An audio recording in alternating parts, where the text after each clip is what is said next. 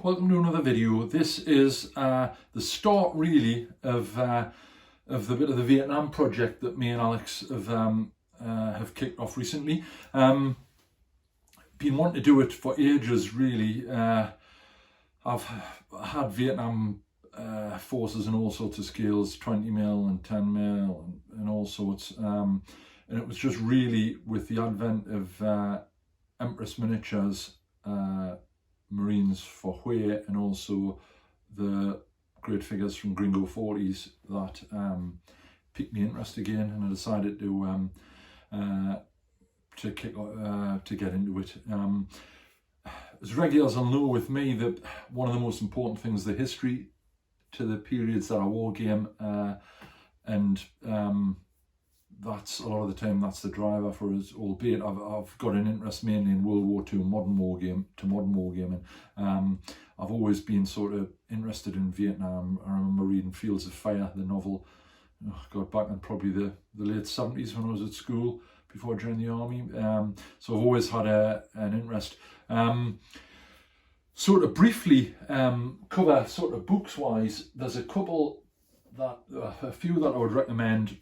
This one's quite well known by Mark Bowden, who did Black Hawk Down, covering Hue. Really good. Lots of interviews with participants. So I'd recommend that. I'll obviously do links in the down screen. The other two that are really, really good are by a guy called Eric Hamill. Fire in the Streets, Battle for Hue, 1968. This again sort of covers the fighting in a very, I really like the way it's written. It's really good. It's a casement book, so you can get it in the UK. Highly recommend that. To go with that, if you can get it, it's sometimes a little bit difficult to get a hold of. Also by the same guy, Marines in Hue City. This is basically a photographic sort of like coffee table book almost about the fighting during Tet in '68. Absolutely chock full with great photographs. So if it's a period in Vietnam that you're interested in, highly recommended. And the last one before we start, Military Illustrated Past and Present. This is one of the bound volumes that you can still get if you look in second-hand shops. Kevin Lyles, who is one of my favourite artists, does a lot of work for Osprey and does a lot of commission work. He did a series of articles specifically on the Marines in Hue during Vietnam in relation to the uniform and equipment, which is absolutely excellent. So we'll have a look at a couple of these books on the bench later on, and I'll obviously put links in the end screen. So figures wise, as I've already mentioned, we've looked at we've obviously got the Empress ones and also Gringo 40s. They match really well, they go together fine. Both great ranges of figures, really, really nice. We're doing sort of platoon level, so I've got a platoon of Marines. Alex is at the minute, he's doing some Viet Cong. Because we've got a bit of an interest in Hue, we're going to be focusing on that initially. We're going to do an urban board, and as I've mentioned in the past, when you do urban stuff, even in 28mm, you don't always need a massive board because the ranges are obviously closed down. If you put lots of buildings on, lots of terrains, lots of clutter, it makes for a really interesting game, and you can get it in quite a small space. So we're going to be looking at a 4-foot square area, probably going to get one of the Deep Cut Studios mouse mat battle mats for the base, and then we'll be putting buildings on top of that. When we go down to the workbench, you can have a look at what we've been doing in relation to that. So that's where we are. I've completed a squad of American Marines so far, and Alex is well on the way of completing a squad of Viet Cong. Obviously, purists will know that the Marine Corps organisation was slightly different. It was basically a squad was 3-4 man teams with an NCO, so you could be looking at about 13 figures. That's obviously ORBAT on paper strength. On operations, like any other army in the world, that can massively alter. So as a result of that, I haven't done full squads. I've done them quite small, really. There's also an issue with how M60s were issued at the platoon and company level. And with that, what I've found from my experience on operations is that invariably platoons coalesce and they move effectively into fire teams, basically. So that's along the line I've gone. I've not done a very strict, highly accurate paper OBAT for the Marines I've done, but I'm happy with the way it is, and you can obviously add and take away figures. So that's what I've done along those lines. So what we'll do, we'll go down to the workbench now, and we'll have a look at some of the stuff. Right, so this is what I wanted to show you. It's in Military Illustrated, past and present from one of the earlier numbers. I can't remember what issue it is, but I'll put the details, I'll put links in the details. Article by Kevin Lyles, Street Fighters, US Marines at Hue, TET 68. Reconstructions, great for getting information about the uniforms and the equipment and weapons. And it's up to Kevin Lyles' normal standard, the article. Lots of information. The first part, it's in two parts. The first part basically covers uniforms. The second part, which we'll flip up to, that's later, if you bear with me a second. Yeah, that's it there. Part 2, personal equipment. So it obviously goes into all the weapon. Again, really nice colour photographs of reconstructions. Lots and lots of information. Absolutely brilliant if this is something that you're interested in. Cannot fault it. Top notch. So this is the other book I briefly wanted to show you. Eric Hamill, Marines in Hue City. It is sometimes a little bit difficult to get a hold of, but it's absolutely chock full of photographs. Really, really good. If this is a period you're interested in, highly, highly recommend it.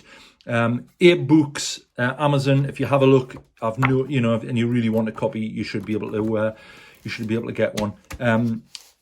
Great, really, really good. Right, so this is the first 3 figures. Obviously, Empress. Painted using my normal methods. Basin wise, I've went so that they've got the Hue look. So I've done sort of a dirty earth base with some bricks and what have you. Paul Hicks, who sculpted these, has done an absolutely stonking job. As normal, you can't fault them. Really, really nice. The weapons are excellent, and a number of them are from quite iconic photographs, and you can see that when you go through the figures.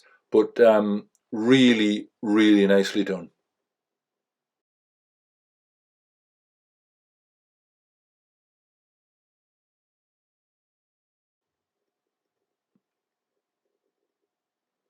Right, next 3, 2 guys with M16s, middle guy with M79 grenade launcher.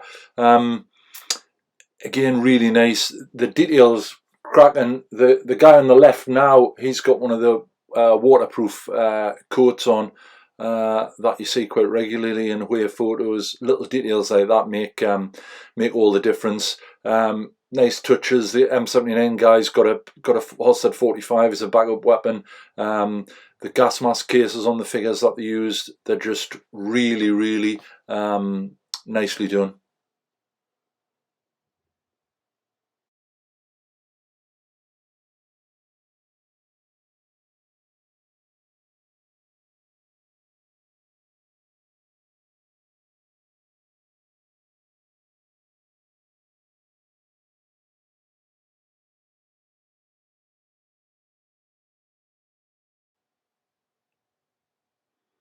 Right, and here's the Pro M60 team. These are just really, really nice figures. The little details, he's got a C ration can welded to the M60 to assist with the feed for the belt, for the link. Cracking, the guy, the number 2 next to him in the act of pulling the link over his shoulder. They're just really, really nice figures. They're spot on. Really, really good.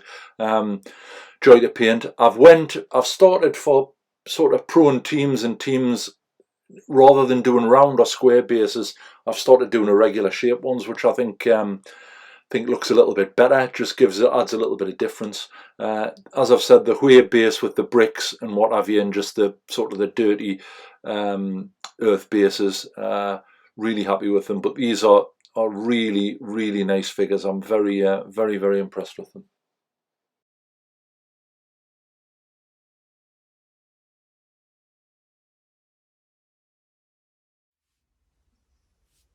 So as I mentioned in the video, I'm working on second squad for one of the packs. I've basically picked, this is from these are obviously aren't finished yet. This is from the Full Metal Jacket set of 4 figures, so that's 8 ball from the film. If you're at all familiar with the film, you'll recognise the sculpts. Paul Hicks has done an absolutely cracking job. This is Animal Mother figure, really, really well done. You cannot, as I say, you cannot, his normal standards, you cannot, you can't follow them at all. Obviously, when I'm finished them, we'll do a little bit of closer workup so you can see what's been going on. Alex, I'll give you an example of one of his. He's over on the other painting bench, so he's using the Gringo 40s Viet Cong. So he started working on these. Again, really, really nice figures. They've turned out cracking. He's got about, I think, 8 to 10 on the go at the moment. So it's all looking good. Right, and this is one of the Sarissa precision buildings I mentioned. It's from the Gangs of Rome range, which I'm converting, so to basically pop it up. It's basically it's going to be a row of bars or shops. Plasticard, corrugated iron for shutters. I'm putting it down. Obviously, the Sarissa, it's flat, the grey board. It has got etchings in, which you can paint, would look all right. Obviously, with me being a bit anal, I've converted stuff. So this is corrugated iron. And what I've done with the roof, which I'll show you later, is you can see I've got, these are the pan tiles that I've got on, so mirroring the sort of the French architecture. They're going to be put on pavement bases, and I'm going to do obviously signage to obviously locate in Vietnam. The roof thing that I mentioned with the tiles, you can probably see it a little bit better here. And it's obviously, as it comes, the roof's flat, and the only issue that I've always had with MDF buildings, they're great that you can knock them together quickly, but they tend to be very flat. You've got to give them a bit 3D stuff. So these are obviously it's a material that you can get off Amazon. It's on a roll. I think it's plastic draw lining, I think. I can use it in fridges. And you probably cannot see here, maybe it's on the top you can, but it's got the correct sort of a reasonable profile for pan tiles. And obviously I'll be putting the coping tiles along the top, and maybe and sort of sorting the edges out. You can see they're still a little bit loose there, but you can, I think I've got a strip actually handy. Is that a bit there? Yes. So this is the stuff here. It's plastic. You can see from the edge you've got that sort of semicircle thing. You can cut it out in strips, and you just basically glue it down and lay it down in strips, build it up, and certainly when it's painted, it gives a good enough representation of pantlines that I'm happy with. And obviously, with using the Sarissa buildings as a start, if they're not massively expensive, you know, I suppose you could print some here, where buildings 3D print them, but it's the cost implications and the time. So this is a sort of a good in between. So that'll be the next thing probably that I'm working on. I'll get this squad of figures finished. That'll give me 2 squads. I'm going to do a third, and then sort of platoon command and support elements to do some really nice, both Gringo 40s and Empress do some really nice officers, radio operators from contemporary photographs. Excellent, really good. And we should be in a position to be kicking a game off fairly shortly. So that's where we are.